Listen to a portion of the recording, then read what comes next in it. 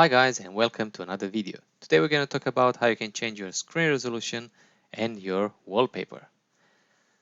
To do that, you just right click on your desktop and you open display settings.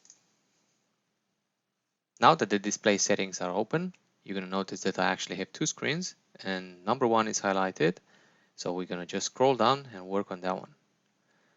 Once you get to the display resolution option, you're going to notice that screen resolution is actually set to 1920 by 1080 as recommended by Microsoft, but you can easily change it by clicking on any of the ones on the list here. Second thing we're going to talk about is how you can change your desktop wallpaper. And to do that, you just go to personalization. Let's open that. And the top option here is background. So that's what we're going to work on. So let's open that. Right, so now you're presented with a few options. Personalize your background, and if you click on the drop down, you're going to notice that the top one says picture. So let's click on that. So you have a few pictures provided by Windows. Let's click on one of them.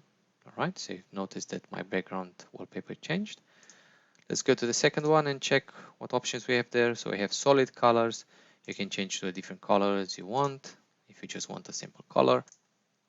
Last option is slideshow, which would actually change the picture every 30 minutes with the ones on the list here that you have in the default pictures. But you can easily import other pictures. Let's say you have pictures from your holiday or your family that you want to import, and you can set it to change every day the time you log in into Windows. I do hope this video was helpful, and I'm looking forward to seeing the next one. All the best.